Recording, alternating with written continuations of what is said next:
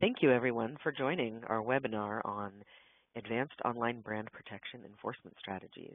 My name is Maya Markovich. I'm a Senior Product Marketing Manager in Brand Protection here at MarkMonitor, and we are excited to set the stage for what is sure to be a very interesting webinar.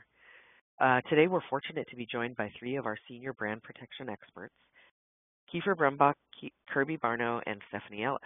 They're based in Boise, and Kiefer, Kirby, and Stephanie each lead a global team of experienced brand protection analysts and enforcement gurus. Collectively, they have over 15 years of experience in online brand protection, so as you can imagine, they've not only witnessed the evolution of the Internet, but the evolution of online brand abuse and fraud as well. Today, Kirby, Stephanie, and Kiefer have agreed to share a few of the innovative strategies that they and their teams have developed to successfully address some of the more complex or persistent types of online brand abuse and fraud that they're encountering. They're also going to touch upon how they best apply best practices and advanced enforcement techniques that they're developing to benefit all of our clients. So without further ado, let me introduce our brand protection experts. Kiefer Brumbach has been with MarkMonitor for 5 years. He has 10 years of experience building and protecting brands and holds a JD from the University of Idaho. His team primarily handles the pharma, brand compliance, travel and leisure, and software industries. Kirby Barno is a brand services manager with the Online Brand Protection Group at MarkMonitor, where he manages a team of talented and passionate online brand protection professionals and is responsible for ensuring his team and their clients are set up for success. Kirby has 11 years of experience building brands and has spent the last 4 years developing strategies, implementing best practices, and managing enforcement efforts to protect brands from abuse online. And Stephanie Ellis is a manager of both brand and anti-fraud services with primary focus on the financial vertical. She has 9 years of experience identifying brand-based fraud threats with her team in Boise, as well as the 24/7 anti-fraud security operations team. So with that, let's get started on today's webinar. Over to you, Kiefer. Thank you very much, Maya. I appreciate it. So we're going to start with a quick overview. I'm going to talk about managing brand compliance. Kirby Barno will be discussing badware, and Stephanie will be discussing brand fraud. So when we begin with managing brand compliance, what we've noticed over the years in building brand protection programs for clients is that a major component to a lot of our clients' business are partners, resellers, and dealers.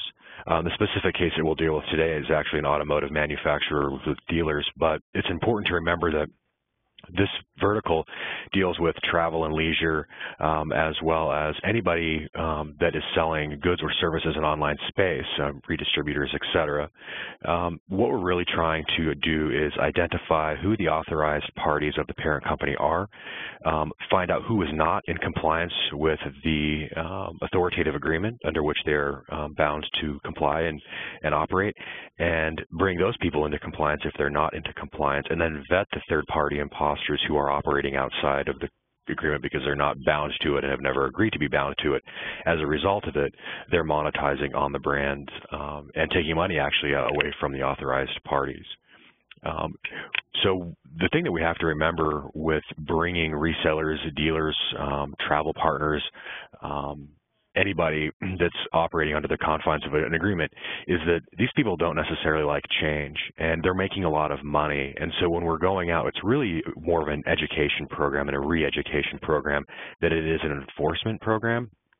Because really what we want to do is let them know why they're violating and how they're violating the agreement that they agreed to, and then help them understand why it's not beneficial to them and how they can become compliant as a result of taking certain actions.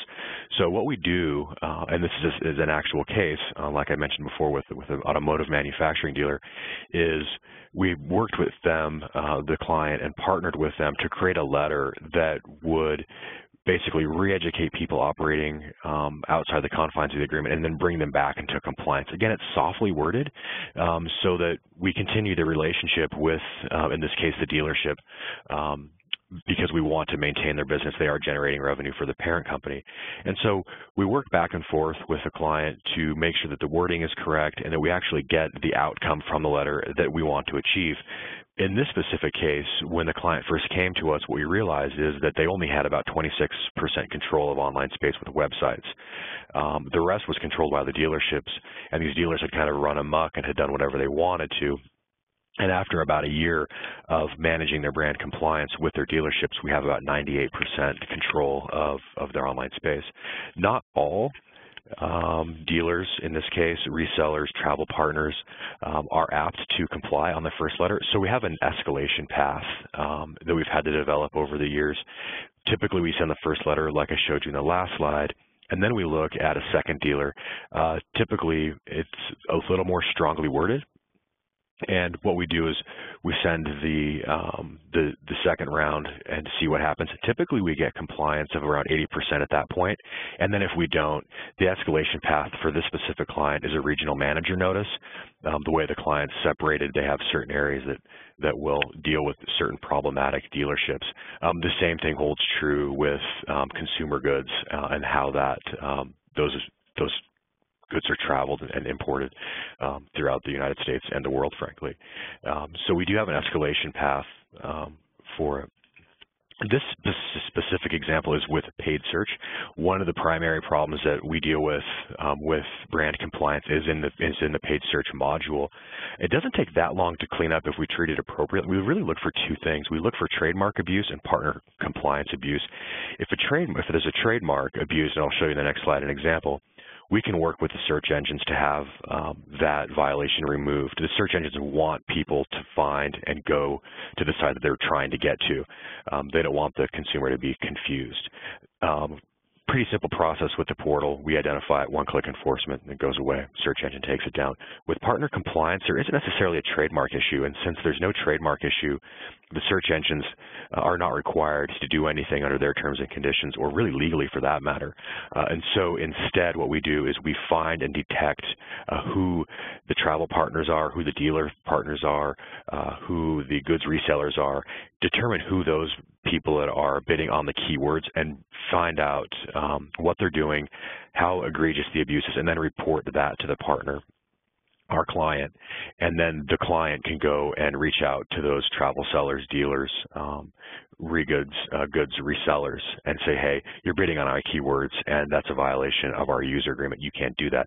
What it really does at the end of the day is it reduces the amount of page search spend that a client has. It's a pretty easy process, and we typically get really good compliance within 6 to 8 weeks after the enforcement process has started. This is an example of a paid search ad, and the ad contains a brand, but it's resolving to a non-branded product. That's confusing to consumers, and as a result, one-click enforcement, and the search engine goes ahead and takes that down.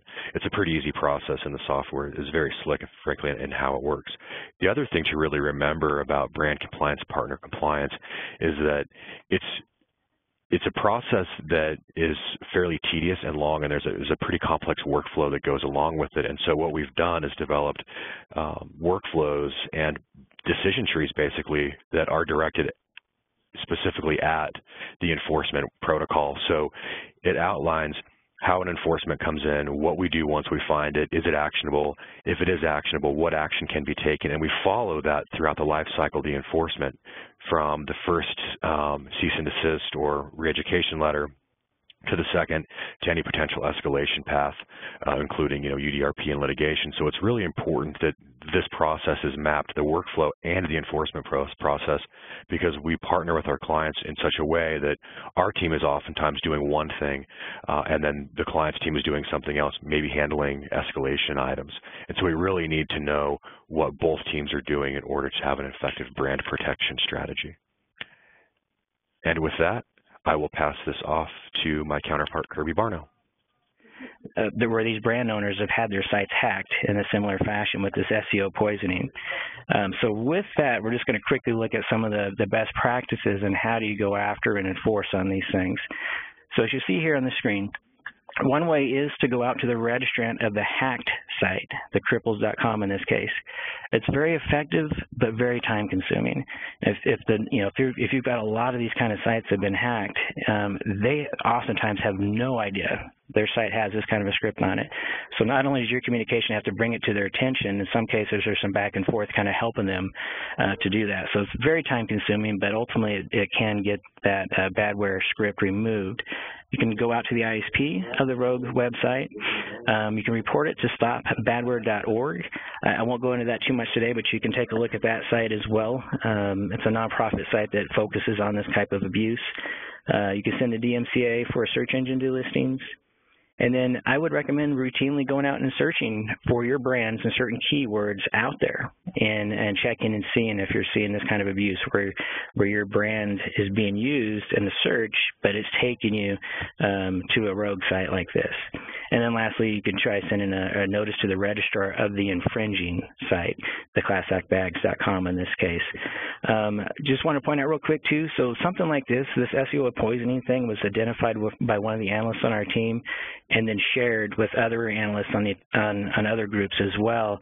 And one of the things that we find with our managed services team is, we never stop at conventional enforcements. When we find something, we're going to figure out how to go after it, and then we're going to share that knowledge with each other as colleagues around the building, which is a benefit to the clients that we work with. So, and with that, I am going to pass it over to my colleague Stephanie Ellis, and she'll get into the brand fraud for us.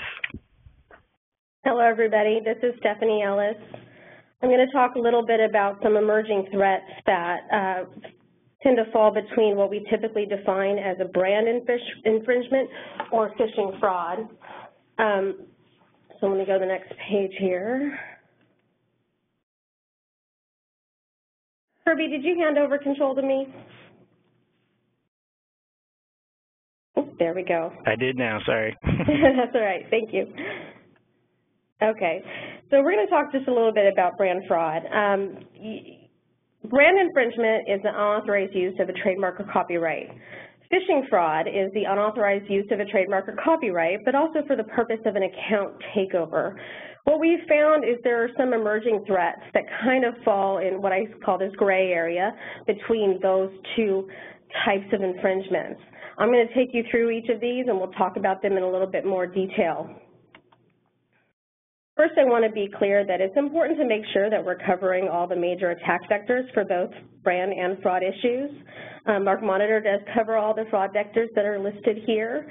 And, typically we look at a lot of these as brand infringements and not necessarily look at the intent behind the site, which could be fraudulent in nature.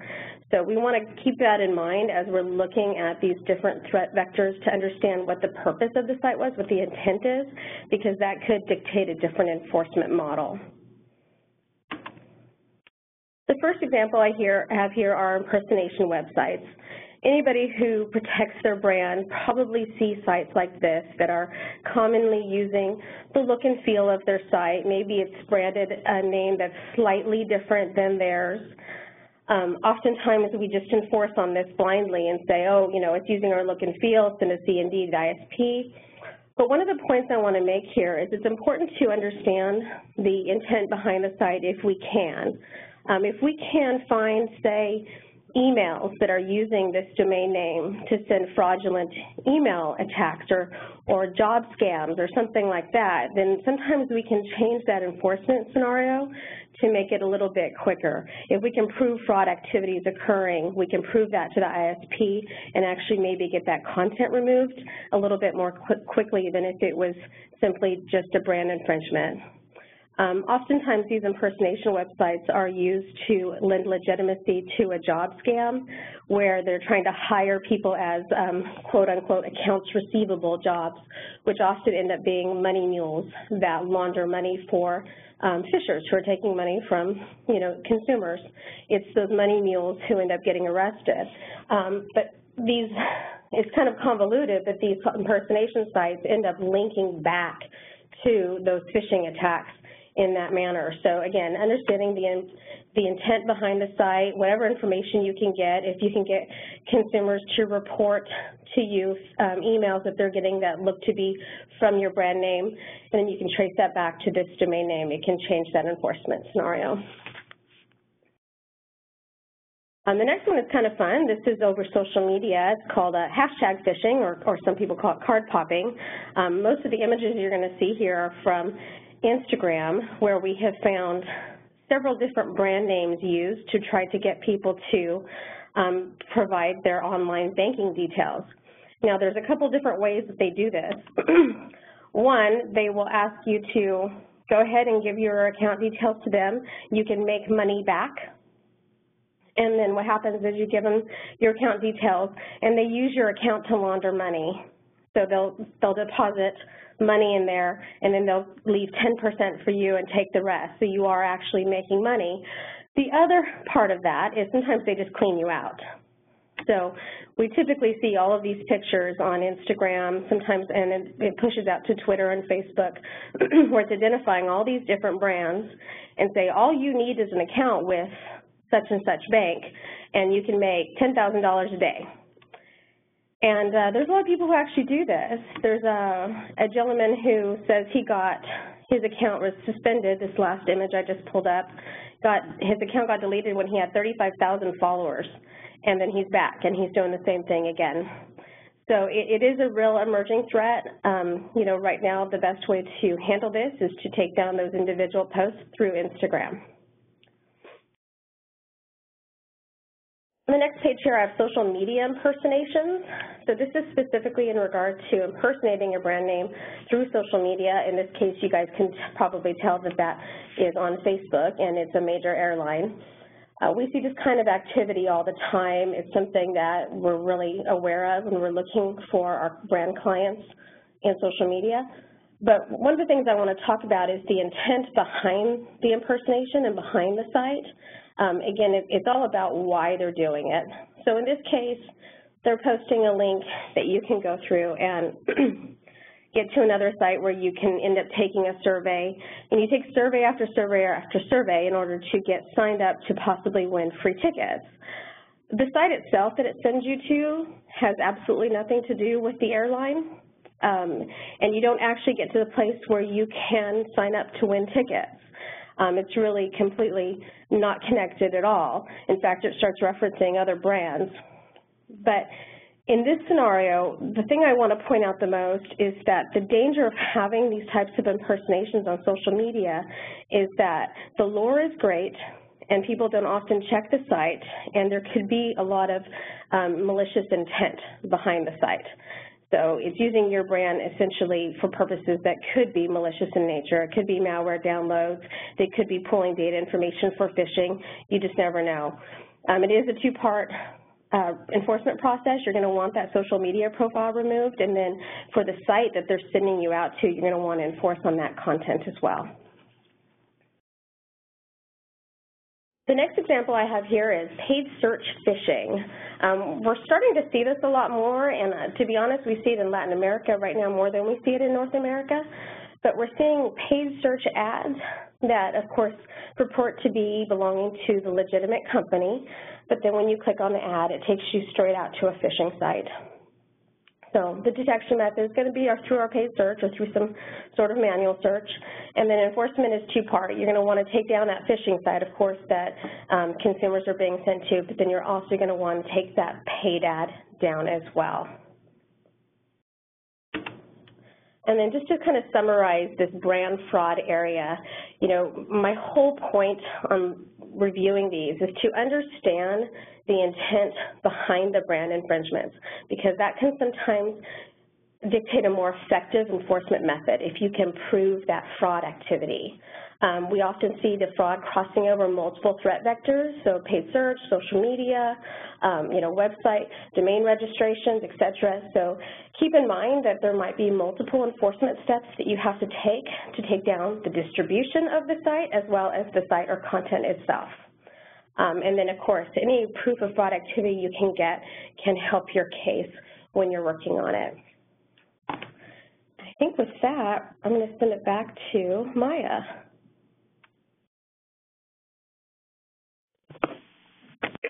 Yeah, hi everybody. Thank you, all three of you. We've had some questions come in during the course of the panel, and we would love to encourage you to continue to add questions that come up as we're going through the Q&A. We'll get started and we'll get to as many of them as we can.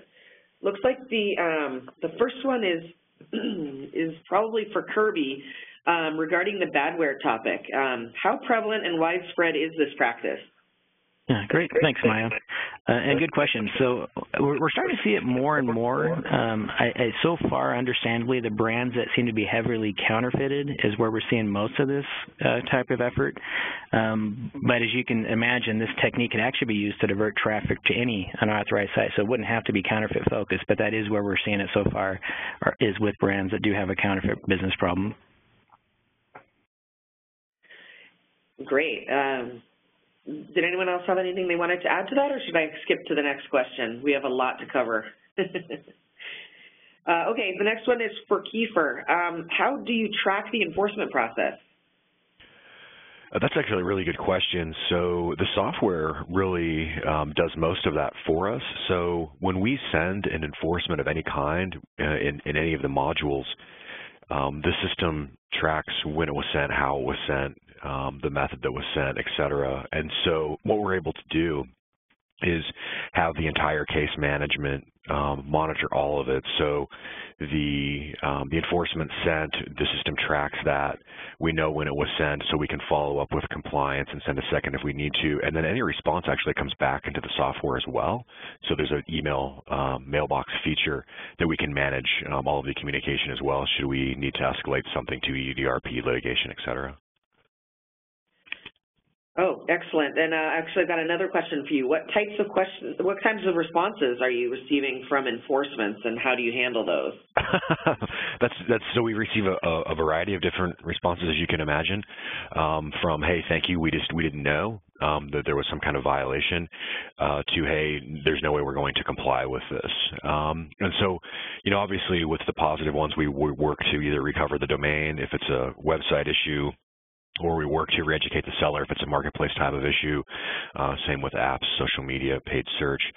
And then if it's somebody that's just really, not going to be compliant, we obviously have to let them know in a canned answer that we're going to escalate the situation, to the marketplace exchange, to the ISP, respectively. And we try to communicate with them to try to get compliance and really inform them of what they're doing wrong, why it's a violation of the law or a user agreement, and how we intend to uphold the rights of the client, and what our next steps will be if we don't get compliance. Awesome, thank you. Let's see, this is a fraud question, so I think it's for Stephanie. How do you distinguish between a fraud and brand shutdown? Oh, that's a great question. A brand shutdown or a fraud shutdown is essentially, when we're talking about phishing fraud, what we're looking for is the purpose of an account takeover, where they're actually trying to steal credentials, to steal money, or steal access to somebody's account. For a brand problem or brand infringement, usually it's different. It's traffic diversion, some kind of false association to drive traffic, something like that. And the enforcement is a little bit different, because on phishing fraud, it's independently verifiable by the ISP. They can look at it independently and identify that it's a phishing site, and they don't need the brand owner to make some sort of non-affiliation. They don't need the brand owner to say, we don't own the site, it's not affiliated with us, say that they do on the brand infringement side. So the enforcement is a little bit different. So when we can actually prove fraud activity is associated with the site, that's why it can be a quicker shutdown scenario, because the ISP can see the proof of that fraud activity and then enforce on it more quickly. Right, okay. And here's another one. How do you distinguish between a fraud and brand shutdown? Well, I kind of just covered a little bit of that. Again, it's the same process of understanding the intent of the site, and I really can't stress that enough. We do want to understand what's more important, or what's the point of the site itself. And then when we can prove that activity, we can enforce on it. Awesome. Okay, it looks like we have one more question that just came in. This is again for Kirby. It's about the search engine poisoning. How does this benefit them? Oh, okay, yeah, very good question too. So basically what's happening with the more unsuspecting sites that they can hack and add those badgeware scripts to, the more search engine presence they're going to garner, which will improve their rankings in the organic search results. So ultimately, as we talked about, that 36%, that coveted spot on a search engine result page, is where they want to be. And the more of these sites that they can put that badware script on, they can discreetly move themselves up in those rankings.